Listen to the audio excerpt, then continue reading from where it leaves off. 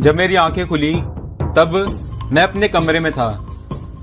ना मुझे कुछ समझ नहीं आ रहा था कि जो मेरे साथ अभी हुआ ये सब रियल था।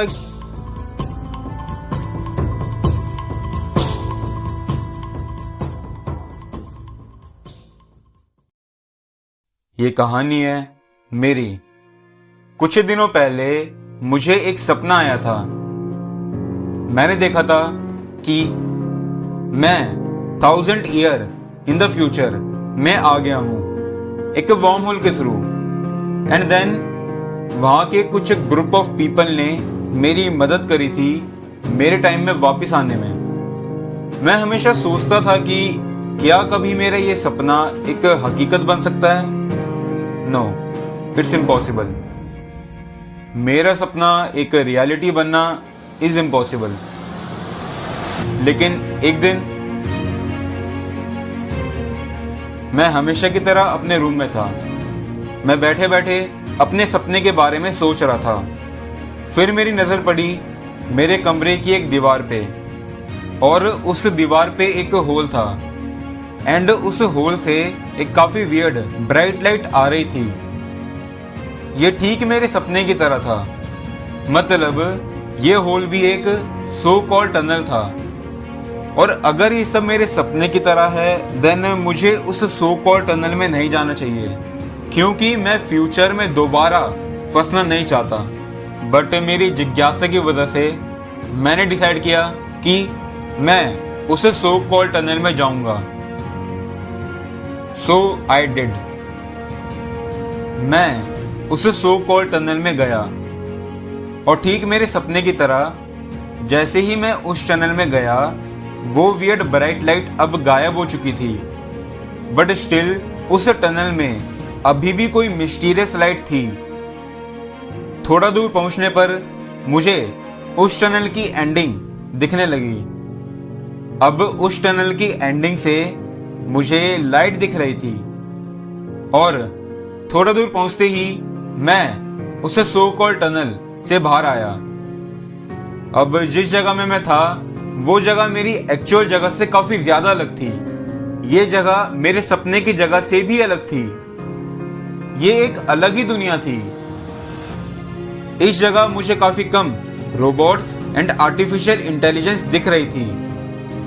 ये जगह एक्चुअल ह्यूमन बीइंग से भरी हुई थी।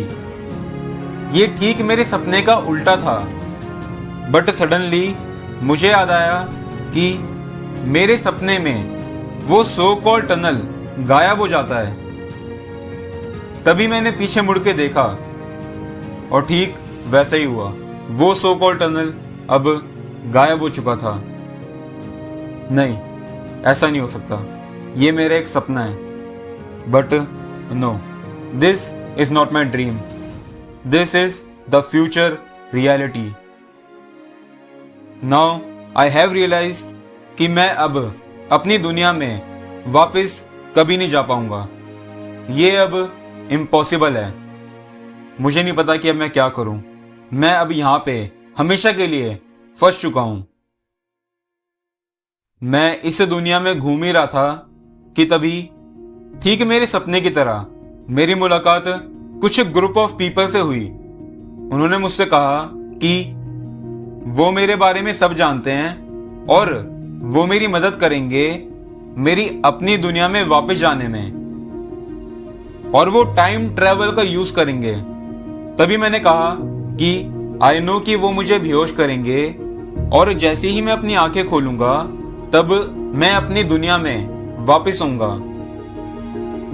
तभी उन्होंने पूछा कि मैं ये कैसे कह सकता हूं। मैंने जवाब दिया कि मेरे साथ ये पहले भी हो चुका है,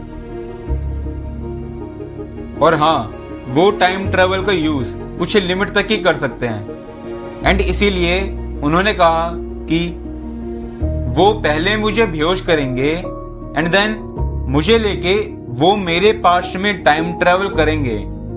वो मेरे पास्ट में उस पॉइंट पे जाएंगे जब मैं उस टनल के थ्रू इस दुनिया में आया था, और जैसे ही वो टनल ओपन होगा और मेरा पास्ट सेल्फ इस दुनिया में एंटर होगा ठीक उसी वक्त वो लोग मुझे सेम टनल के थ्रू मेरी अपनी दुनिया में वापस भेज देंगे।